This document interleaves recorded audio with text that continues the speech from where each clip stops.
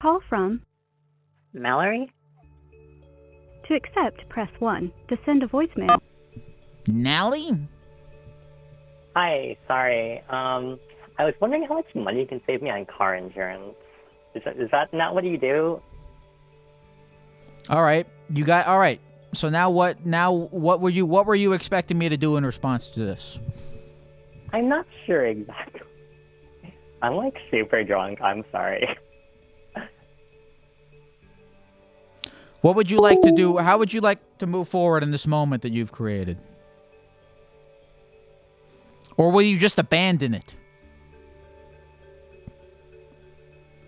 Like a coward. Therapy Gecko's on the line, taking your phone calls every night. Therapy Gecko's doing it right, he's teaching you how to live your life, but he's not really an expert.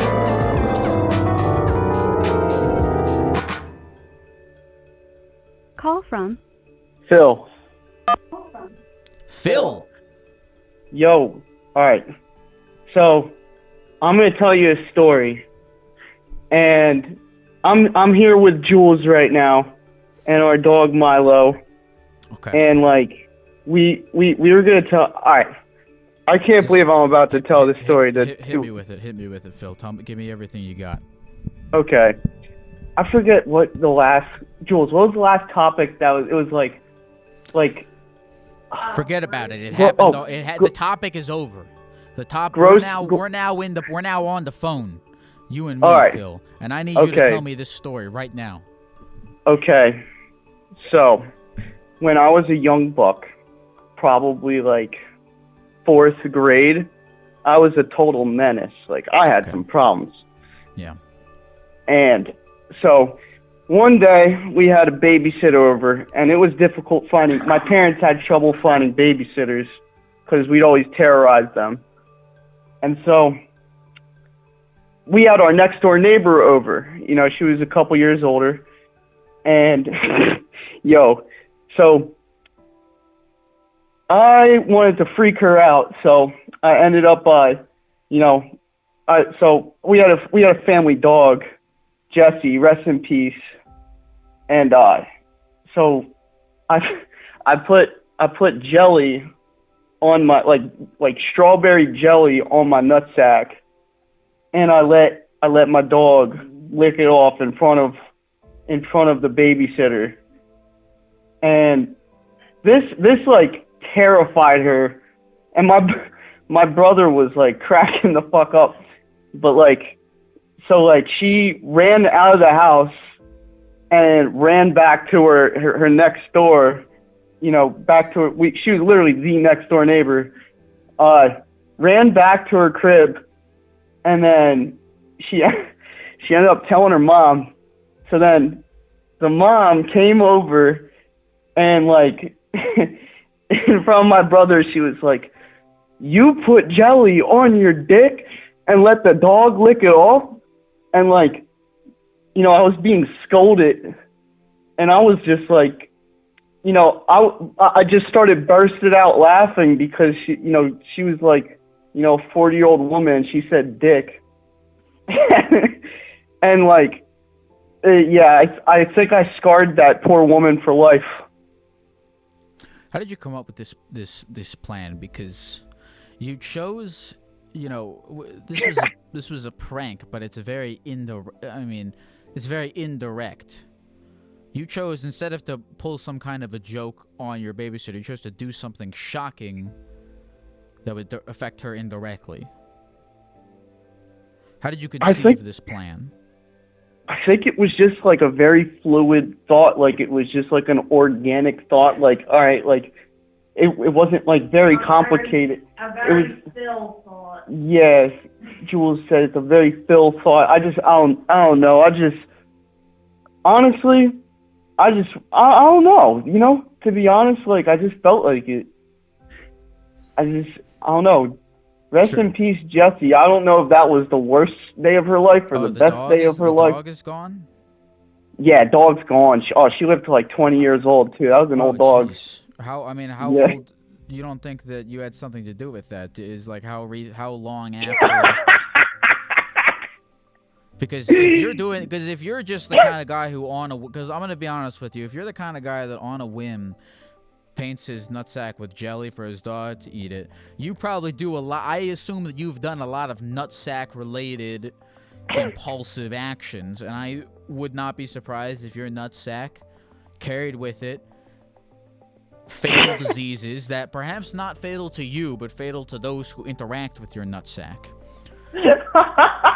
And I would not be surprised if you accidentally killed your dog. No, don't say that. I'm only here to deduce the truth, and I'm not sure what the truth is, but you have to make certain statements, whether or not they be true, in order to get to the truth.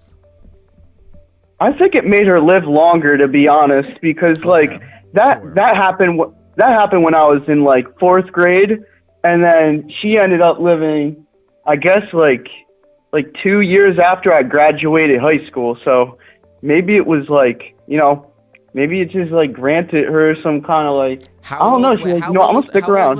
How old was the dog when you did this? Oh God, maybe probably 6 or 7. Okay. Yeah. So but you know what? You think your balls made the dog live longer? I don't know. That's just a speculation. Probably not. But she was probably fucking mortified. But you know what? The babysitter. We didn't talk for a couple years. Yeah. She the mom probably felt some kind of way about me, but it's funny because was there ever a moment of reconciliation between you guys? Did it ever happen? Was there ever any closure?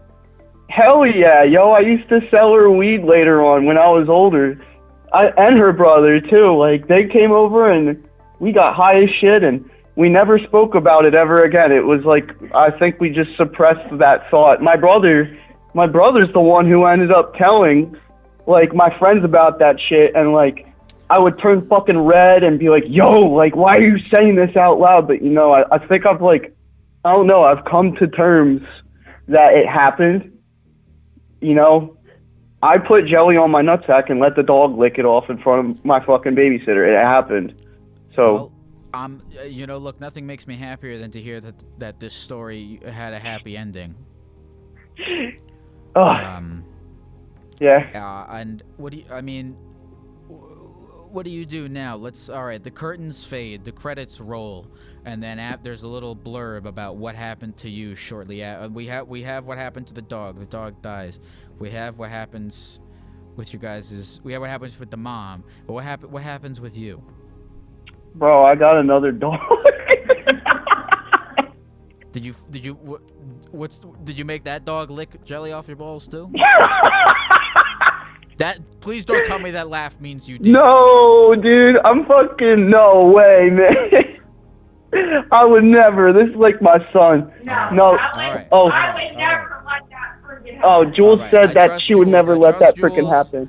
I trust Jules. I'm appreciative of you of the character development that you have displayed this evening, and thank you for calling in, Phil. All right, I love you. I love you too. You take care. Bye.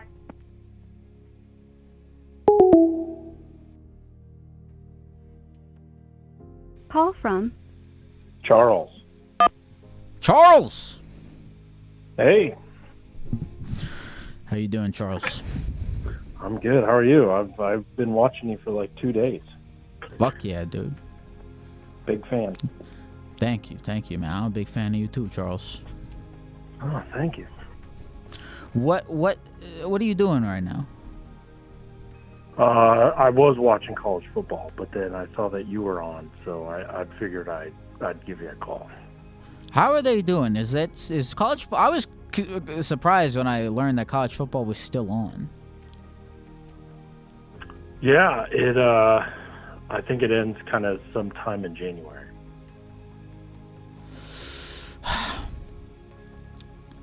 Charles, I have a question for you. Okay, go ahead. What's the most embarrassing thing that's ever happened to you?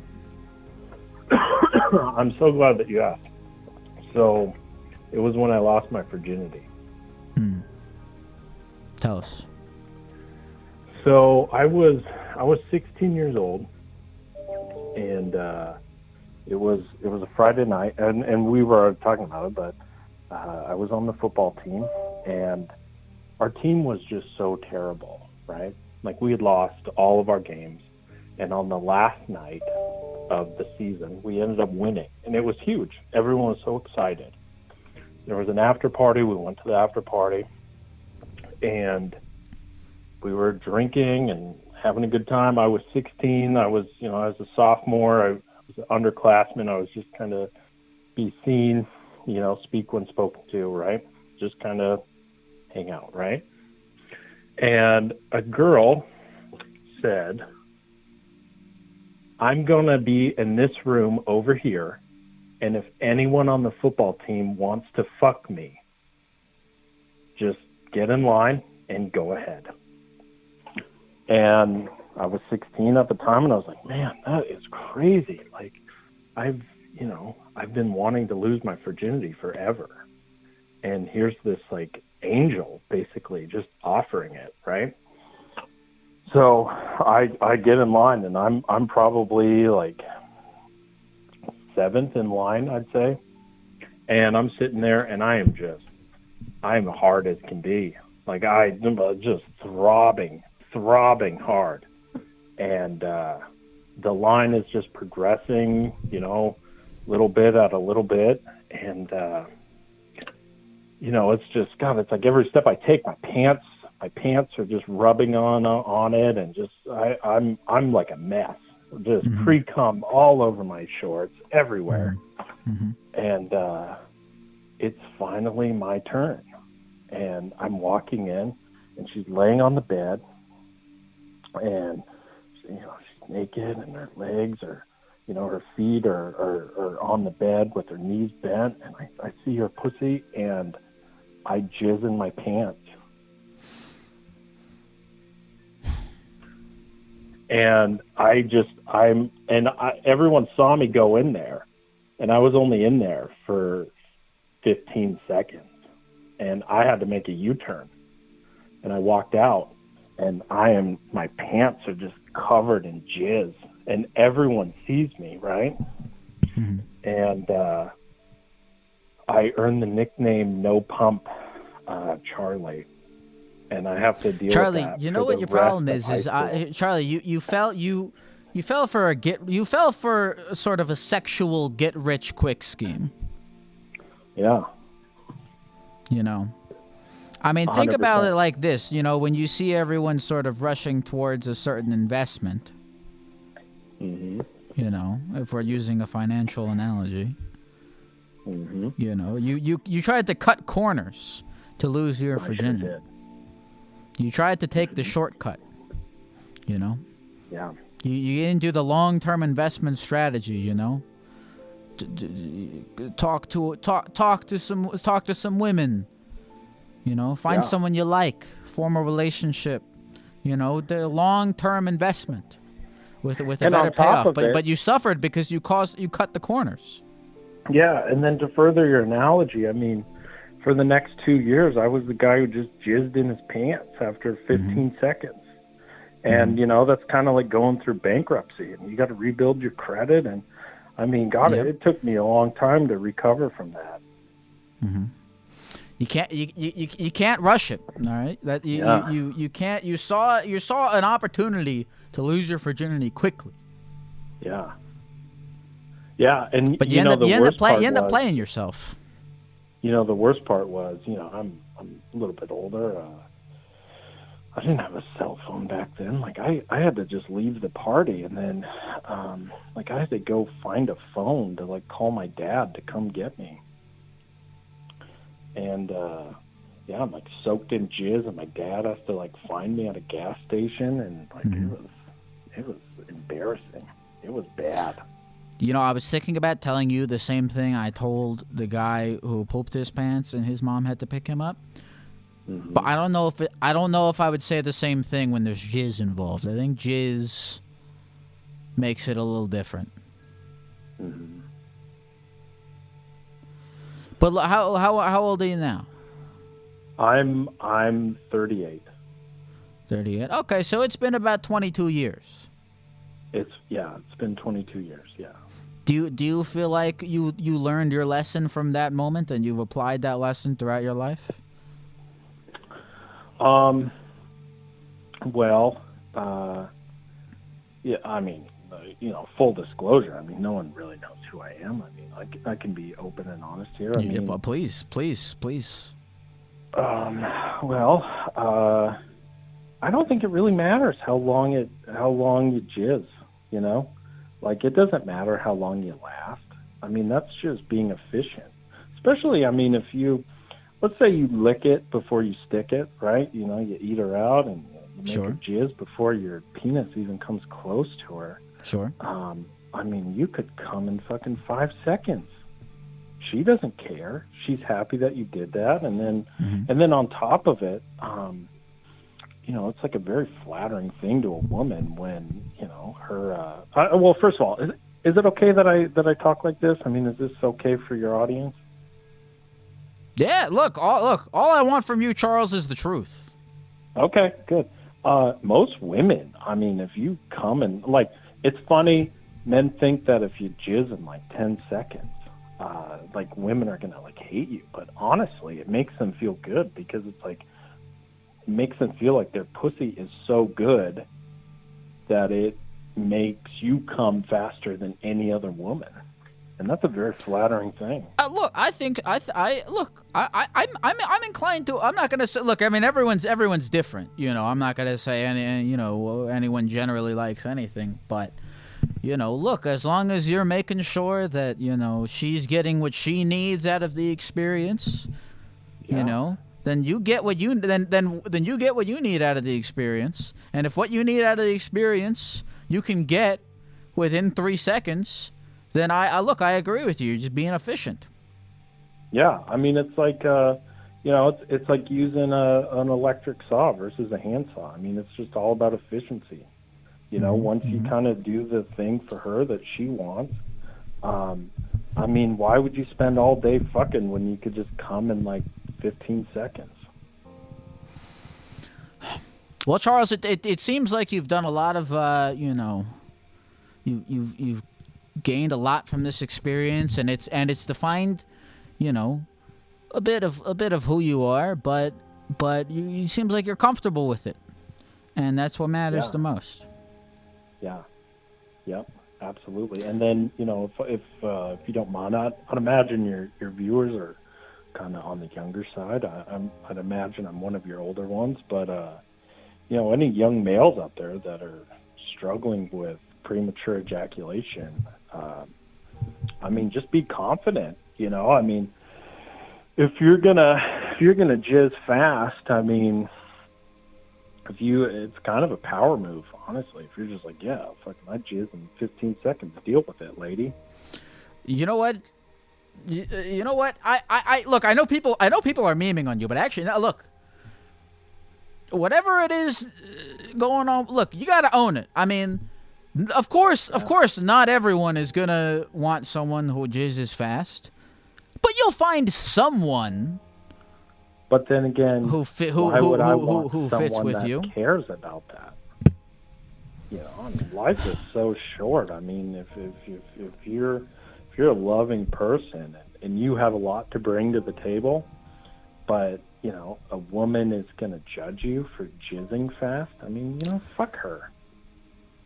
Well, listen, Charles, I'm glad to hear that you've grown a deep sense of self-confidence over the years, and I appreciate your vulnerability, and I'll talk to you again soon, my friend. Awesome. Well, thank you very much. Happy New Year. Happy New Year, baby. I'll talk to you soon. Okay, bye.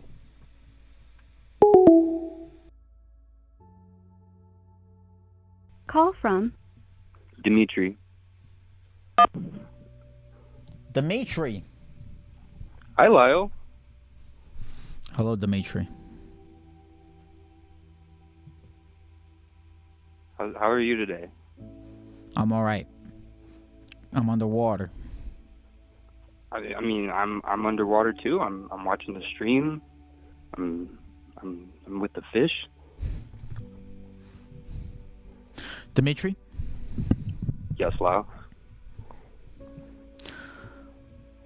What's the most embarrassing thing that's ever happened to you? Well, real quick, I guess I have two answers. First answer, I was on Reddit the other day. I don't know if you've seen, but there's somebody else that goes as a green screen gecko. Like that's their shtick.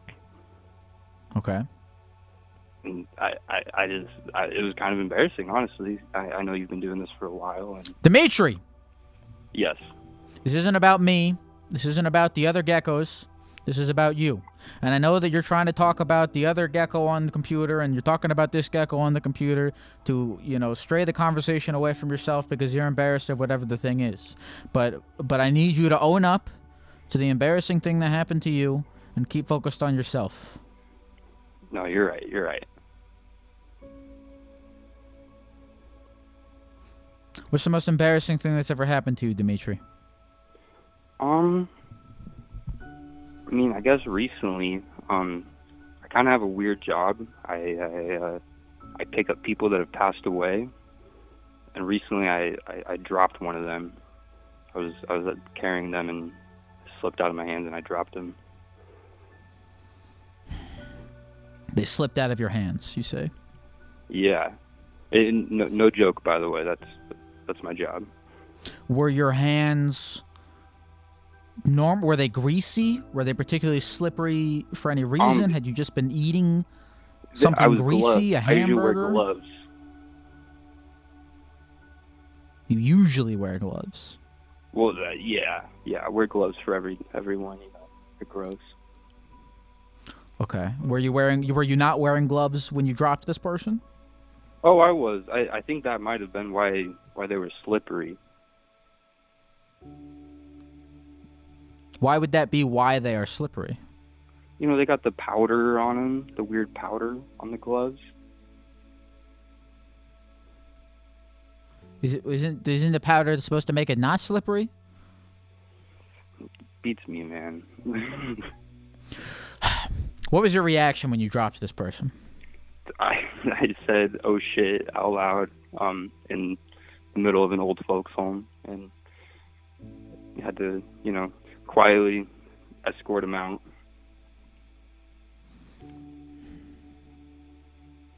Did anyone see you?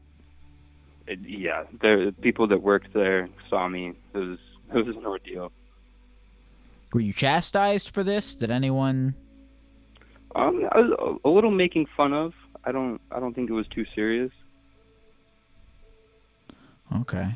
Now, what do you think you'll try to do in the future to prevent this from happening again? I mean, obvious. First off, hold on tighter, I think. Second, maybe take my time. Take more time.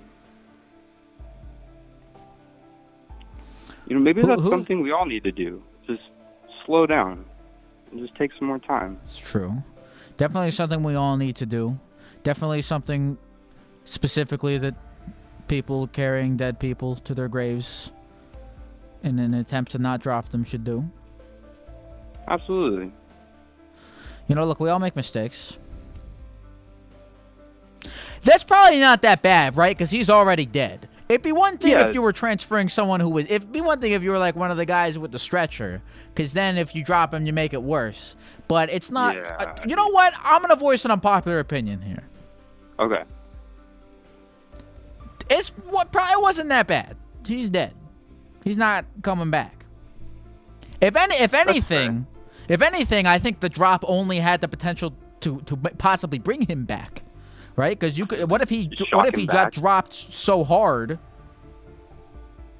that he bounced back into the earth? Yeah, it restarted his heart, and I saved a life.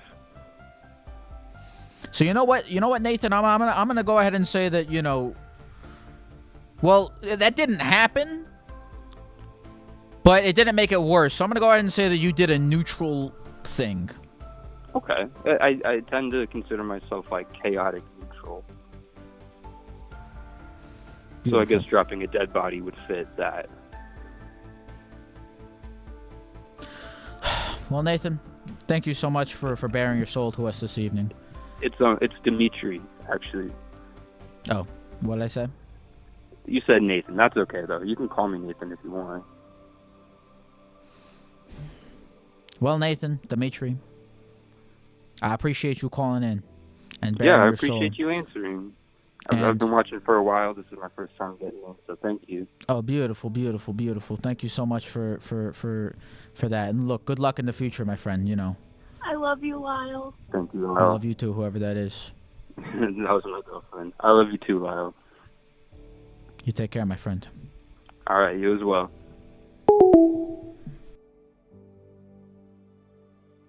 Call from Alex.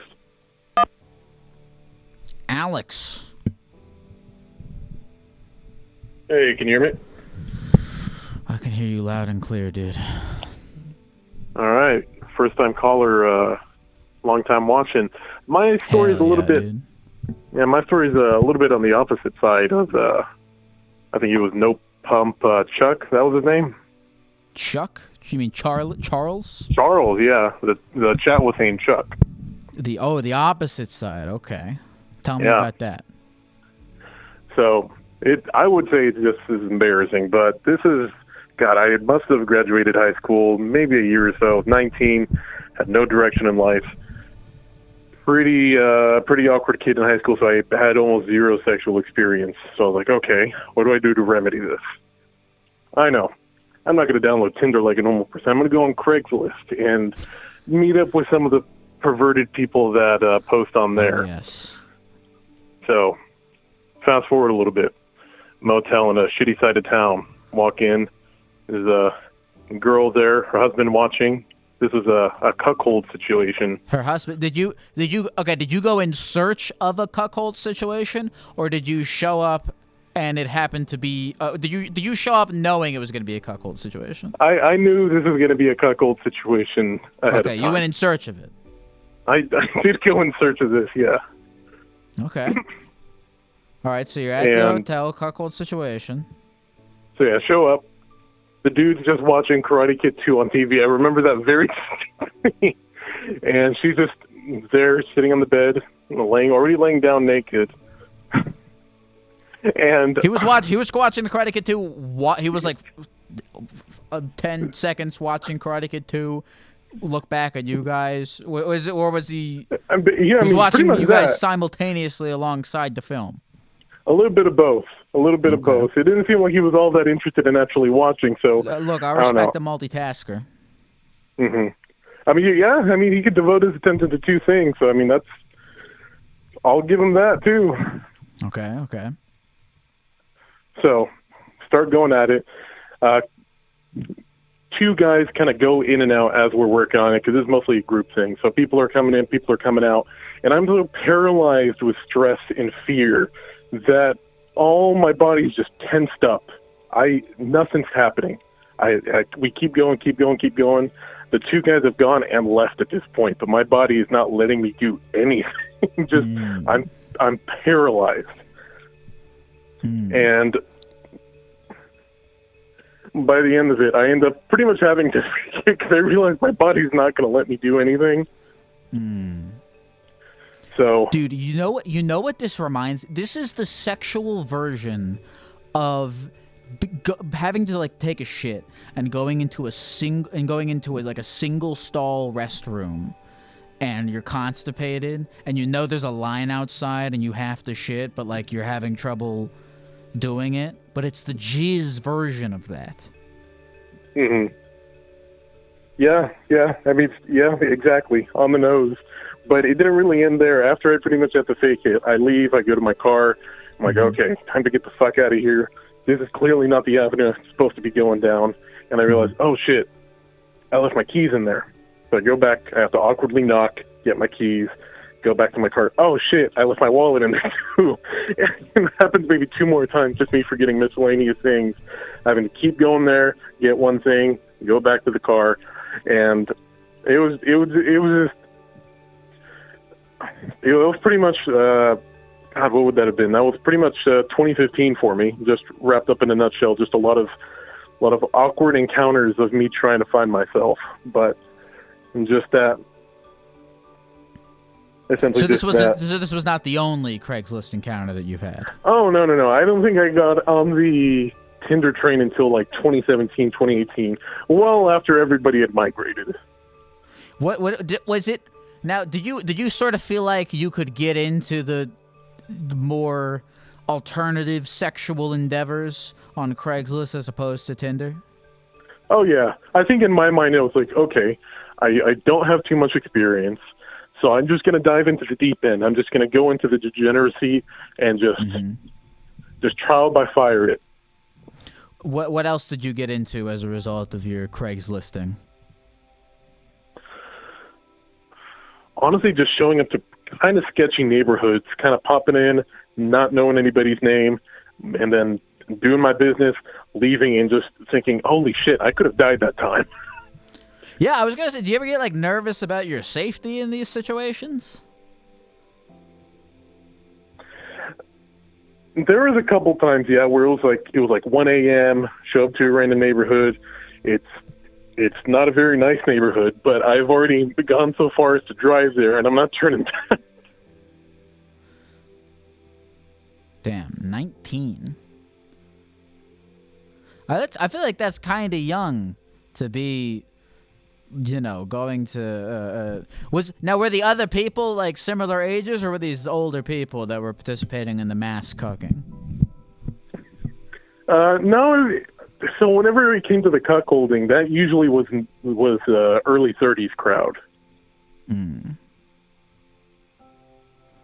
Who is the craziest person that you encountered at these events?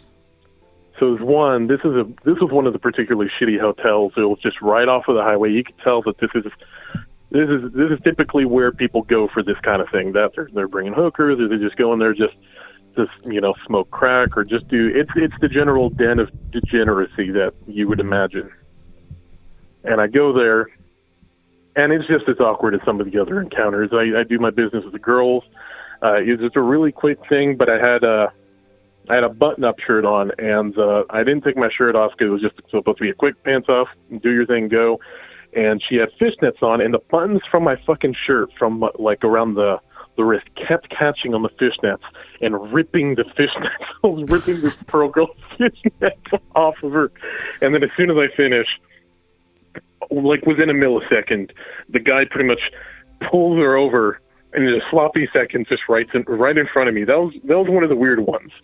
Because, I don't know, there's just something surreal about seeing a guy and getting aroused at you finishing in his girl and then saying, oh, I want a piece of that now. I want to be able to get in there and just feel everything that's just happened. Yeah, he specifically wanted your sloppy seconds. Yeah. Damn, did you buy the girl new fishnets? Oh, fuck no. I mean, I didn't know any of these people's names to begin with, so. You had to have made like, you make any like friends doing this? No, I mean, it was pretty much all just burner emails. So, I mean, the only contact information that was ever traded was just, here's a picture of me, neck down, meet at this place. That's pretty much it. And how about now? Have you since moved on to Tinder? Just meeting up one person at a time? Oh, yeah. I mean, now I'm in a pretty stable monogamous relationship, so things have calmed down since then. Any itchings to go back, or you're not going back to Craigslist anytime soon? I don't think I'm going back to Craigslist anytime soon, and I'm pretty sure they actually got rid of that section anyway. Well, look, I'm glad you had your fun, while it was still up. Well, I'm glad I provided at least you a good story. Some of the chat doesn't seem to be too entertained, but you seem like you had a good time. No, my dude. Thank you. So what'd you say your name was again? Alex. Alex, man. Thank you again for calling in and letting us live vicariously through you so that we don't have to go to Craigslist ourselves. Yeah, no problem. If anything changes, I'll call back and report my findings. Oh, please do, my friend. I'll talk to you soon. All right, bye.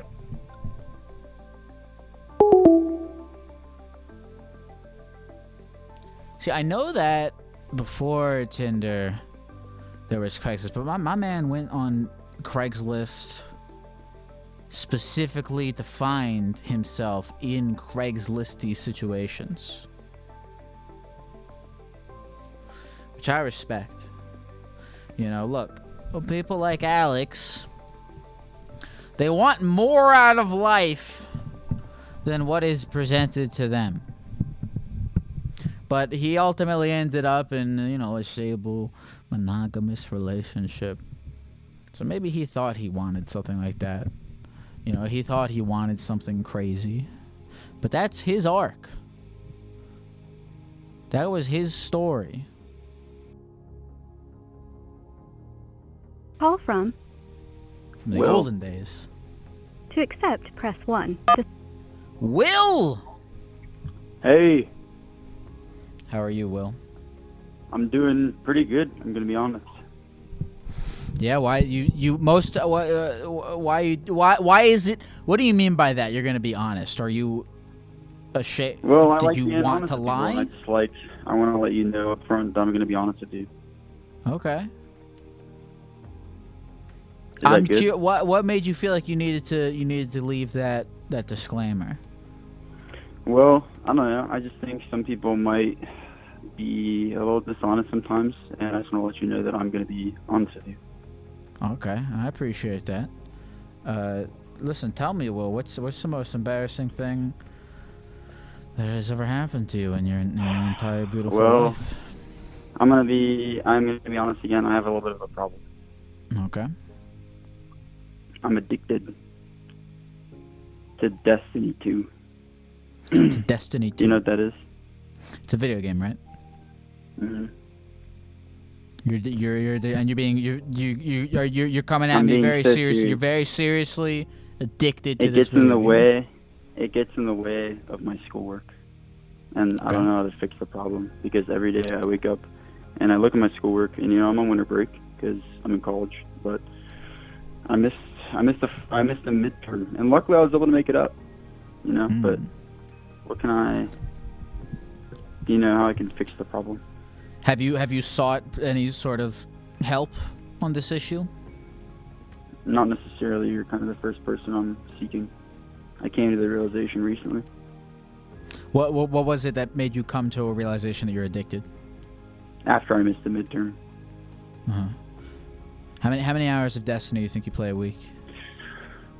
Ooh, well, this expansion came out recently called Beyond Light, and when it came out, like, Steam gives you a 2-week mark, and I checked that, and after 2 weeks, I think it was 124 hours put in.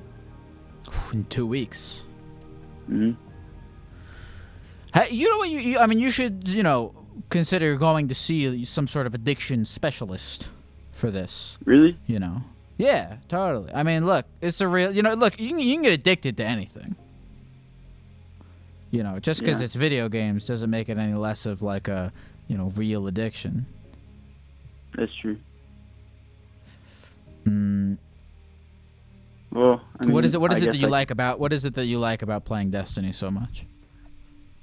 It's a whole nother world. Mm. Do you feel like It's like, is it what's up? escapism for you? Do you not like the world that you no, currently I inhabit? like I said, when I called, I was happy. I'm good. You did. Yeah, you did. You did sound happy when you called. So, I mean, I'm fine. I love reality, but at the same time, video games are cool, and, like, the Destiny world itself is so fun to get immersed in. So it's easy to get caught up. Especially What with, is your like, life the way like the season- outside of Destiny? What's up? So what is your life like outside of Destiny? Because, I asked you how your Well- life was going. You said it was going good. So what are the Yeah, what right are the now, things well, going right on now that's with making it COVID, good? it's like I just, I chill inside, play my games, get my work done for school. Everything's pretty much online.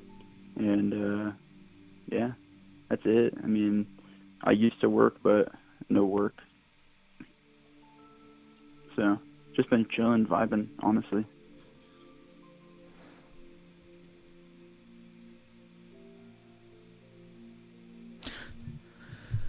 So you missed one assignment. Yeah, just a midterm. But, like, it just made me realize, like, I started tracking my hours, so, like, how much I played. What are some things? Do you have like sort of an idea of things that you'd like to be doing instead of playing Destiny? Yeah, I mean, there's a lot of things I like outside of like video games. I have a lot of other hobbies. Like what? Well, let's see. I like whenever I live in Florida, so we don't really have any we have trails, but I like whenever I go up north, I like going hiking. I used to play volleyball, so I like that. I used to play baseball when I was like really young, so I used to play baseball. Riding bikes is pretty fun. Going to the gun range, there's like Chickers World in Florida, that's pretty fun. Let's see.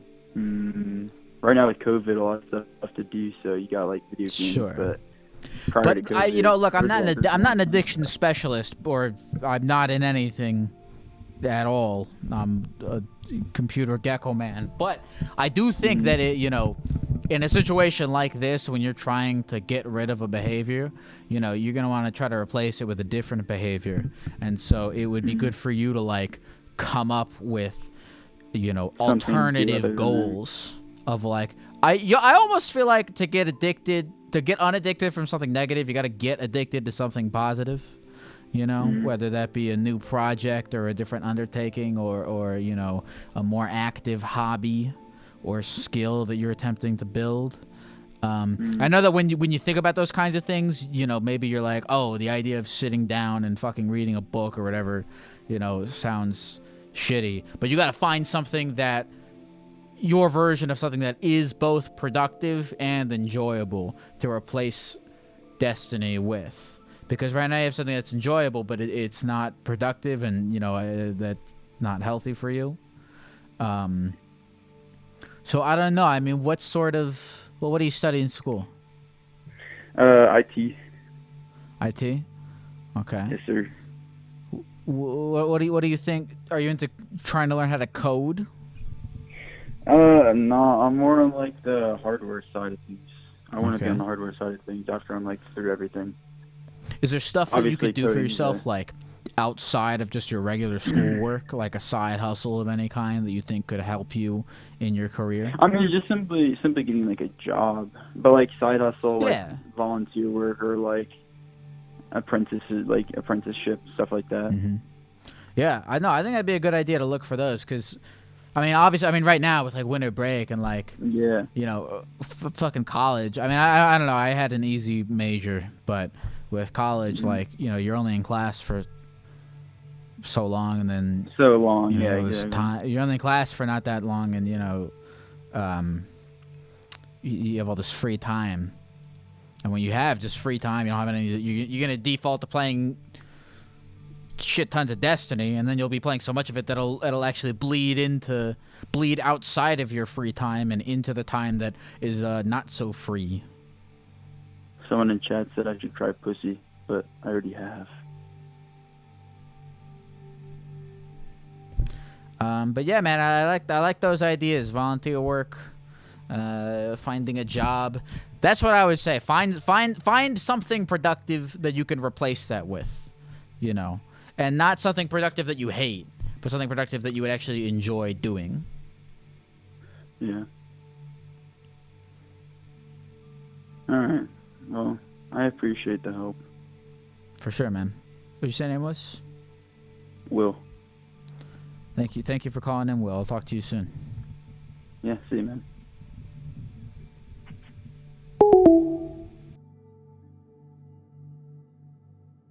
Call from Jurgomaniac Nitro Boost. To accept, press 1. Jurgomaniac Nitro Boost? Geck. What's up, Jurgomaniac Nitro Boost? A family name. It's a family name. It is. How you doing? Was that Italian? French. What's the nationality? French. Yeah, it's French. Okay, respect. What part? Northern or southern? It's more like Midwest. Okay, Midwest French. Can you repeat it back to me, because I don't think I heard it correctly? Jurgomaniac Nitro Boost. Jurgomaniac Nitro Boost. You sure it's not from an anime of some kind? I wish it was. Maybe they'll name one after me one day. Can I just call you Zergo for short? Oh, for sure. Oh, yeah. Or Zerg? Like Emperor I Zerg? like Zerg. All right. Zerg, what's Man, I love happening? hearing your What are voice. you doing? I'm not doing much. Just lying in bed, talking to a gecko. That sounds fun. What's the most embarrassing thing that's ever happened to you, Zerg? Okay. Well, I have a couple of things. One of the things just recently happened. So, it's a pretty Christian, conservative family, right? Me and my brother Ian aren't really heavily into that kind of stuff. So he bet me $10 that I wouldn't send a certain message to the entire family group chat. Would you like to hear this message? Yes. Okay, so just imagine there's like a million emojis, right? Alright, let me read this to you. Merry Christmas, bitches. Now that it's finally Dickmas, Santa's about to slide down your hot chimney tonight. So lick those juicy candy canes and drink that creamy eggnog. It's about to get wet down at Santa's workshop. Don't forget to slide down that XX extra big North Pole and make sure your cookie is yummy enough for Santa to eat. Send this to 10 of your baddest bitch elves. If you get 5 back, you're on the naughty list this year. If you get 20 back, you got the most bitchin' peppermint pussy in the North Pole. Have a slutty dickmas, you ho ho ho. And what was the family group chat's reaction to this? Pretty disappointed. Disappointment, you say? Yeah, they didn't think it was funny. How did they express their sent from the disappointment? family. Well, my grandma called me and voiced her disappointment to me. She said that this is called a- you. Can I please get? Do you have to? Do you remember any like verbatim quotes from this phone call? Yeah. Let me pull it up here. It's kind of made me feel a little bit bad. She said, "What you apparently thought was clever to send out as a Christmas greeting to your family is more offensive than maybe you intended. This holiday is in remembrance of Christ. You should read that tattoo in your arm a few times. Disappointed Grandma." What's the tattoo on your arm? It's just like it's a Bible verse. All right, now you got to get a tattoo on the other arm, but with that message on it and all the emojis. That's an amazing. That's like one of the most amazing ideas I've ever heard. You know, you got to balance it out a little bit. What's the verse? What's the verse? It's Psalms 91, 5-8. I don't really remember it, to be entirely truthful. Just let me look What do you it mean you up don't? on my What do you mean you don't remember it? It's on your fucking arm. I got it a long time You don't remember ago. the Bible verse that is on your arm? I mean, no, but look, I have it put up my phone here, right? It's a pretty good verse. Do you want me to read it to you as well? Why do you have it on your phone? Because it's hard to read it when it's facing the other way. Which arm? What is the anatomy of your? What is your body like? Do you have like your arm coming out of your back? Yeah, it's hard to reach back there, so I can't really read it. It's difficult to read it. God, it's like that is. I think that is your most embarrassing story. Is that you got a Bible verse tattooed on your body and you still have to look it up on your phone to read. You know what? These are very good points that you're making right now, and I can't argue them. But I can tell you now. I looked up my phone.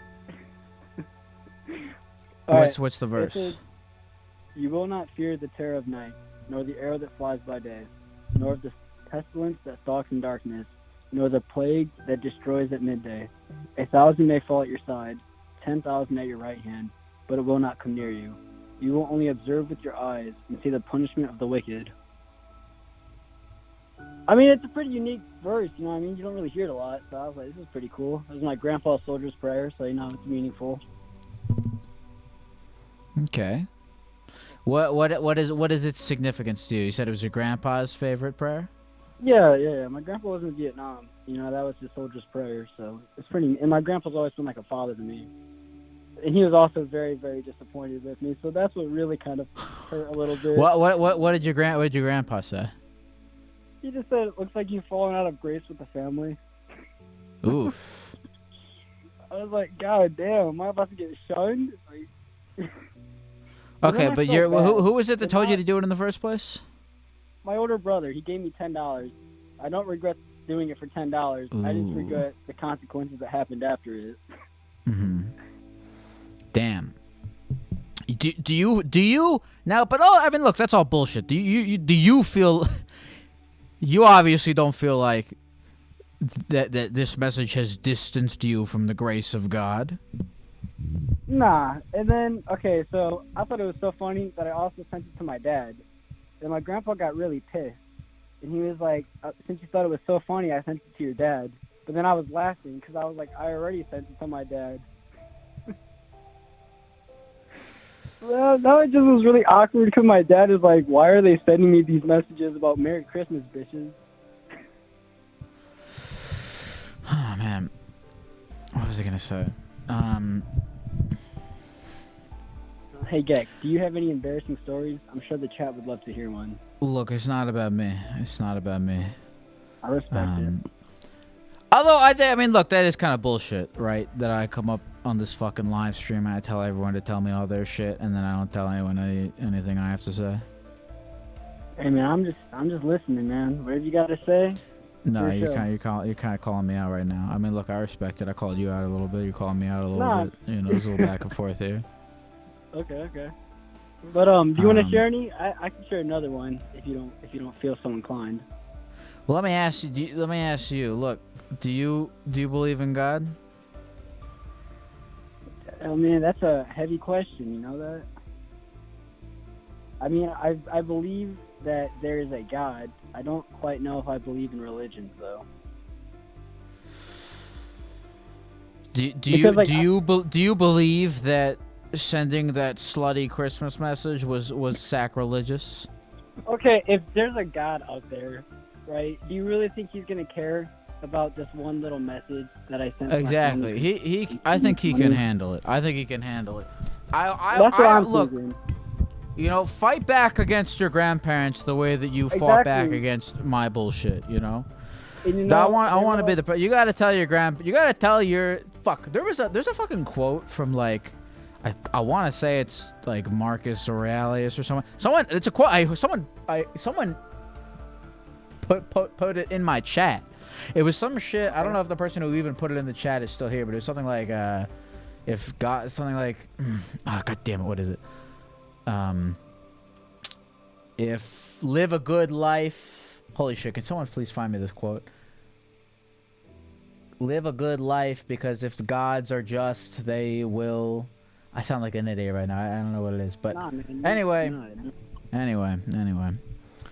You're probably fine. You're probably going to hell for other reasons, but not this one. You know, you're probably not wrong. You speak facts, and you can't debate that. Well, Zerg, I remembered your name, Zerg. Thank you. Oh, here it is. Live a good life. If there are gods and they are just, then they will not care how devout you have been, but will welcome you based on the virtues you have lived by. If there are gods, but unjust, you should not want to worship them. And I think a god that gets pissed off at you for being a little slutty hoe on Christmas is unjust. Oh, and like my mom would say, can I say one more thing? Please. My mom would be like, your grandma's probably crying right now reading that. And then like, I was reading it but trying to cry. I was like, Merry Christmas, you slutty bitch. Damn. And I just started laughing harder and I felt worse. But just imagining my grandma crying reading that text made me laugh more. And I feel terrible for that. Dude, one man's frosty cum is another grandma's tears. One man's crusty cum is another grandma's tears. Marcus Aurelius also he also said that. You know, I'm glad that I got to speak to you, Geck. You're a wise man. I'm glad I got to speak to you too, wise man. Gecko. Thank you, man. I appreciate that, man. Thank you for sharing, and you know, you gotta have a long, hard talk with your grandparents, and I'm gonna let you go get to that. All right, appreciate it, man. Have a great night. You too, man. Take care. You too.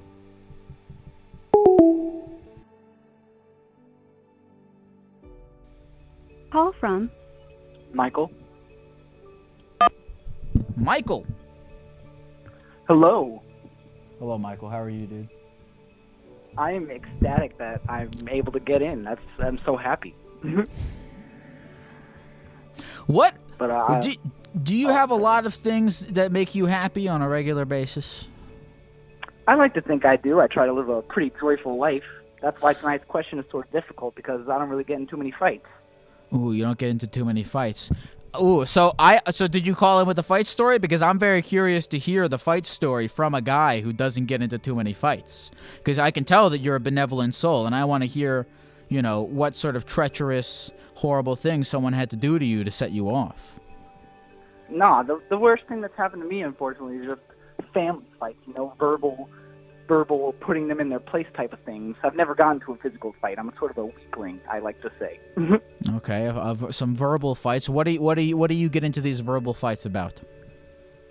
Well, you know, sometimes parents, they get a little crazy in front of the siblings. You gotta really join in there. And I like to think I'm sort of the Dr. Phil of the family.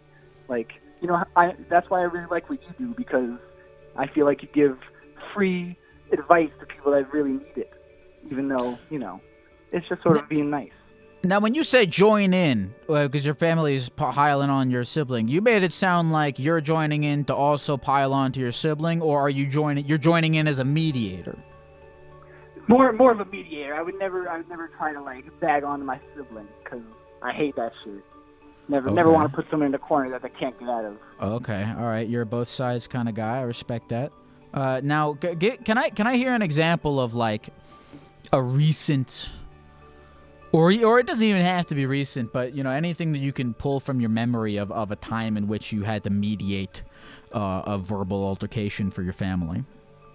Oh, absolutely. This one sticks with me quite often. It's one of those things that keeps me awake at night sometimes. But one night, my parents really they got into it.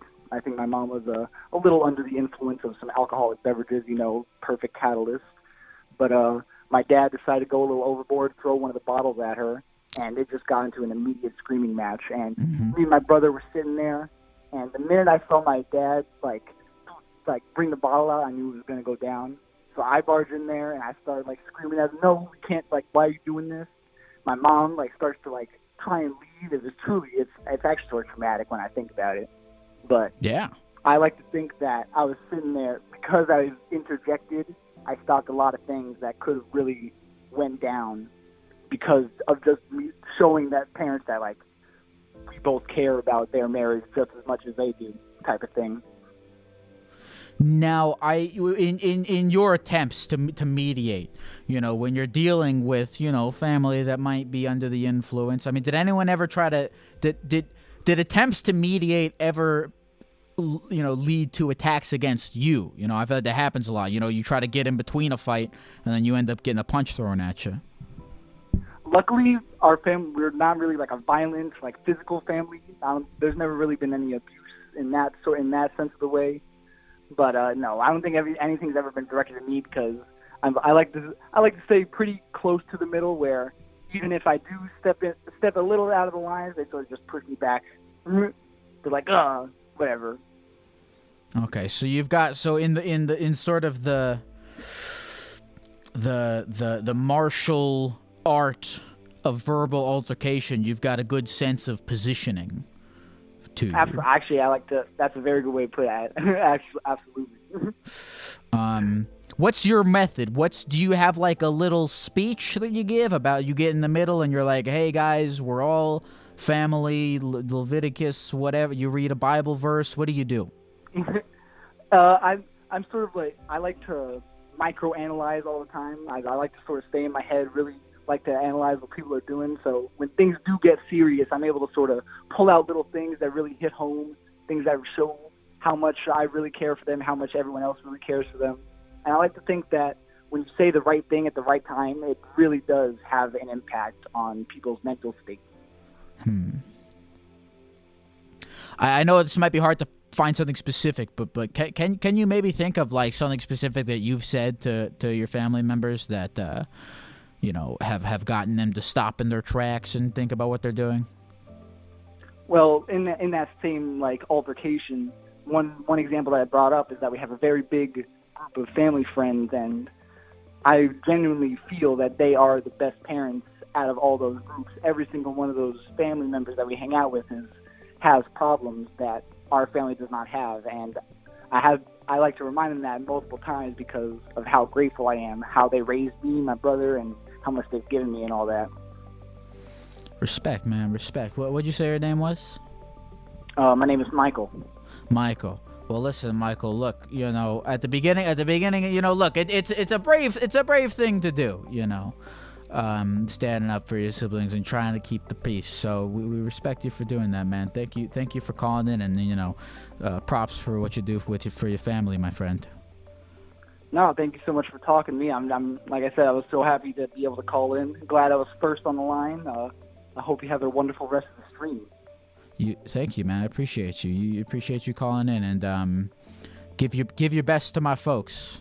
You know, tell them that Therapy Gecko says that we should all get along. That'll make them stop in the tracks and be like, well, if the Therapy Gecko says it, then it must be true. And then he'll put the bottle Absolutely. down. I don't think there'll be any more fighting with that. Beautiful. I appreciate you, Michael. You have a good night. You as well. Have a good New Year. You too, buddy. Bye. Whew. Respect. That takes guts. It takes guts to be a mediator. You know, because you really do. You really have to have that, like, you know, the positioning of the game. You know, you want to make sure the language is all correct so that no one feels offended or you know, like they're being attacked. You know, it's a delicate skill that Michael is out there attempting to master.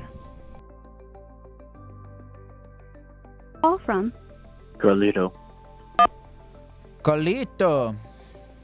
What up, dude? How's it going, Carlito, my man? How you doing? Are you a licensed Gecko? You don't need a license to be a gecko. Oh, shit, dude. I wish I knew that 30 years ago, right? You would have become a gecko? Absolutely. What appeals to you about becoming a gecko? It's the lead-based paint, mostly. Face paint. You know, here's the thing.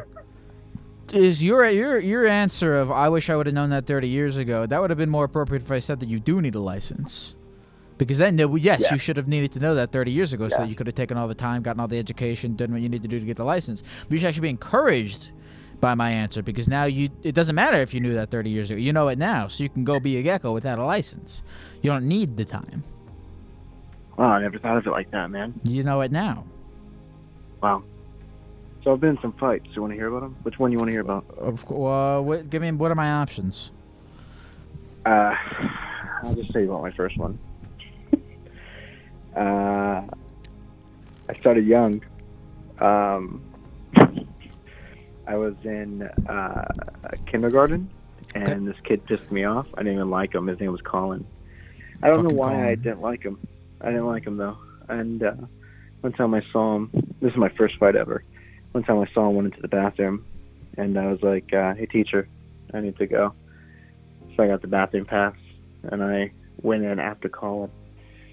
And I saw he was taking a poop. So I did what any man who doesn't like another man does, and I went over and I knocked on the stall door, and he didn't, obviously, didn't open up.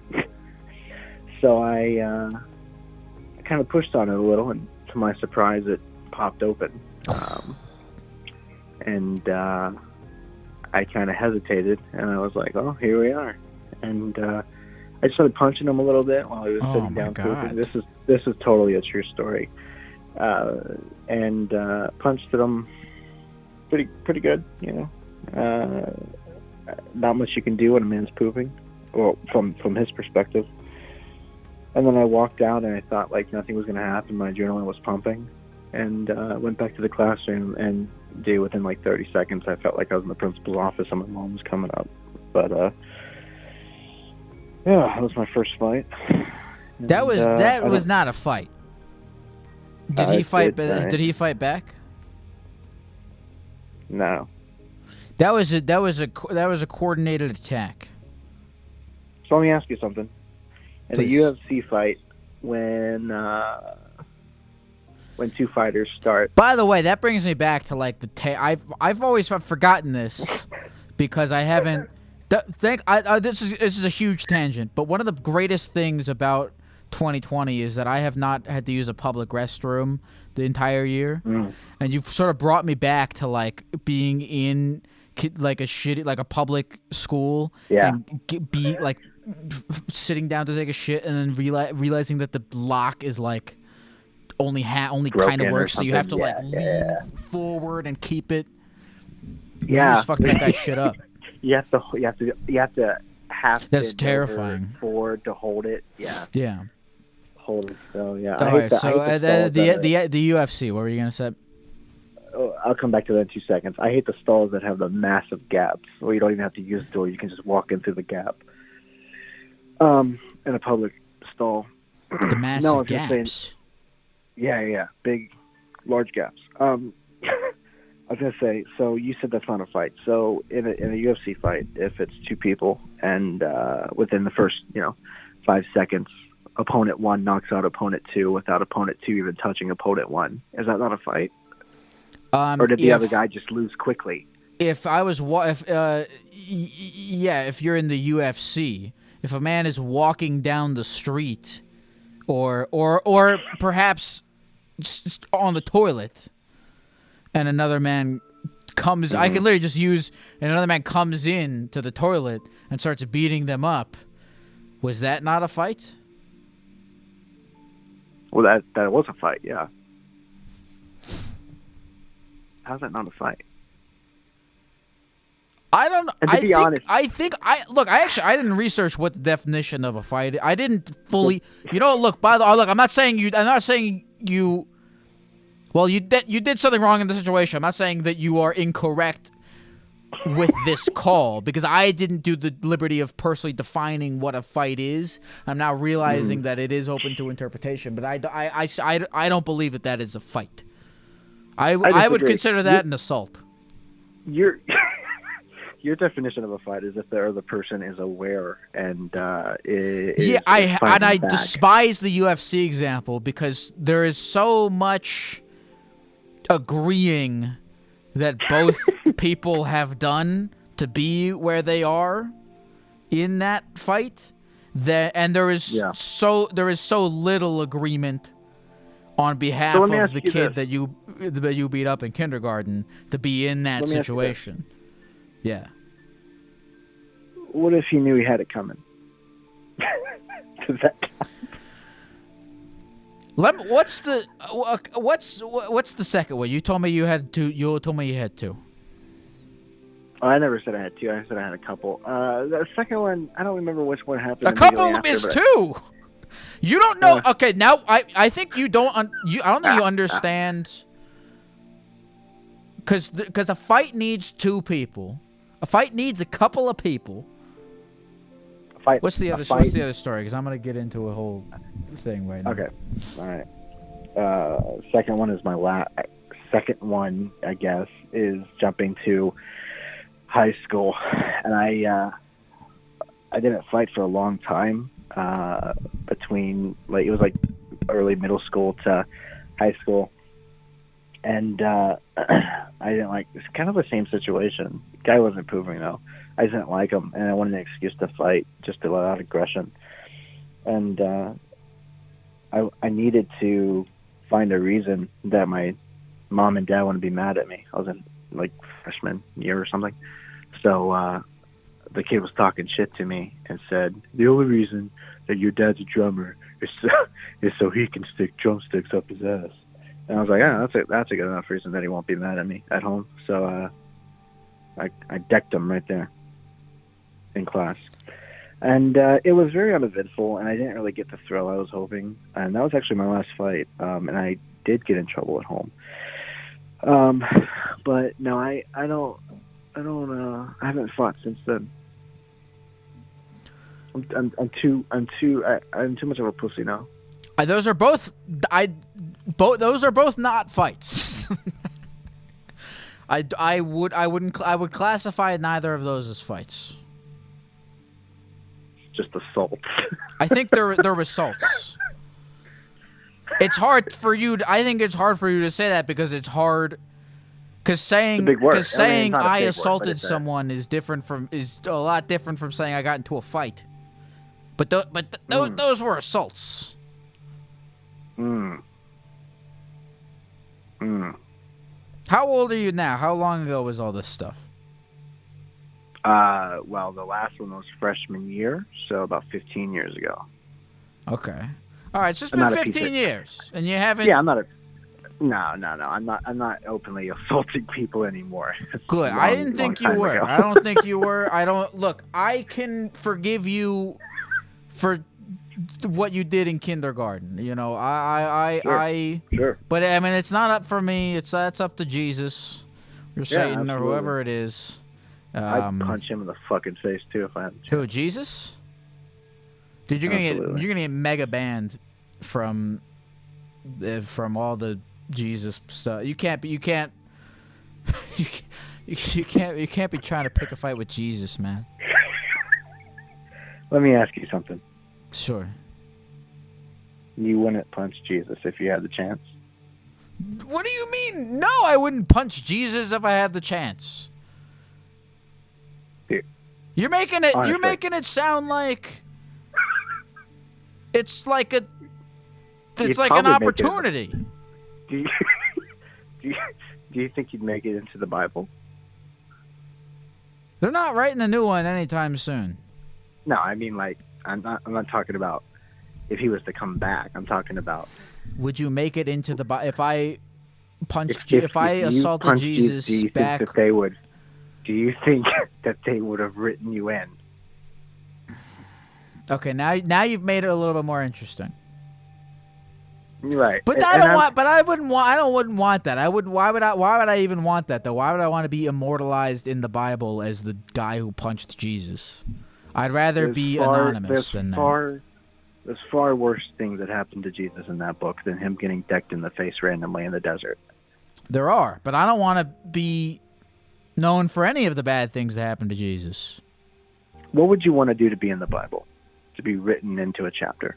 I would love to be I'd love to be the burning bush.